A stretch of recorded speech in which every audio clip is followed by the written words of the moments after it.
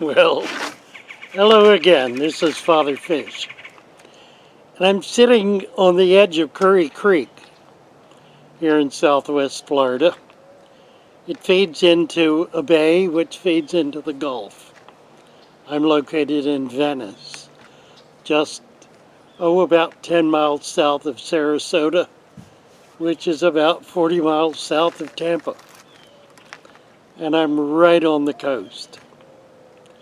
I moved here 35 years ago. Not because I wanted to be close to the water. I already was close to the water.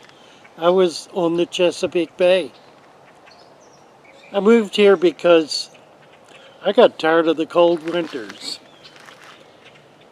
And I wanted and needed a change of venue. Florida's been good to me. I now have a tropical fish store. It's really a pet shop that I've had for about 13 years.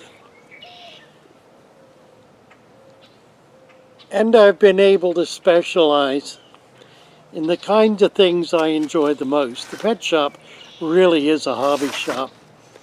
It's really my fish room.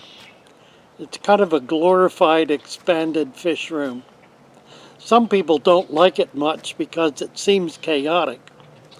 But those people who do like it because, well, because it's chaotic. Because you never know what you're going to find when you look in a tank.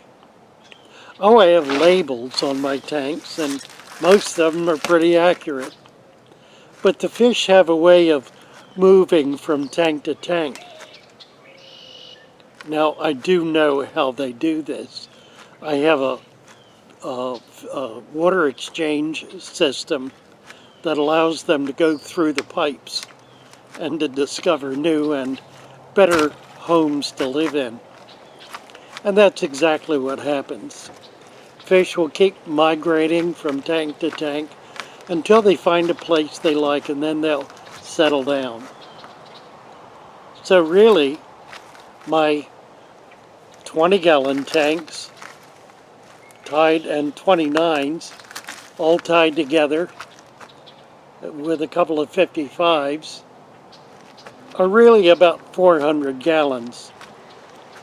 So the fish are not living in a little tiny 5-gallon or 10-gallon or even 20-gallon tank. They're living in a much larger volume of water, even though their parameters may be more limited. They're the edges of their world.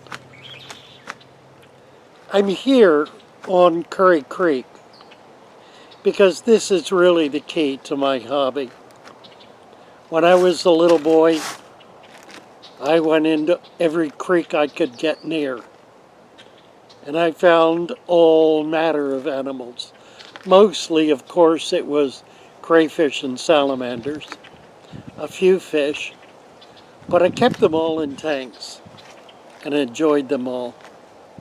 Some I was able to grow out until they were able to spawn. Others I returned to the returned to the creek when they got too big. Some, of course, passed on. There is always that. But through it all, I learned by hit or miss, by trying and failing, how to keep fish alive. And that's really what this YouTube channel is all about. It's keeping fish alive and healthy. And not just for the advanced hobbyist, but for the beginner.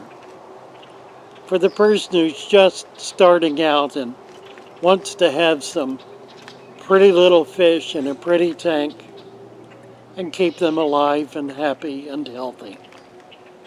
Now, in truth, most of my tanks are freshwater tanks. I do have some saltwater with a few saltwater fish, I keep those fish that are easiest to keep long term. I have lots of clownfish, all different colors. I have gobies, many different kinds of invertebrates.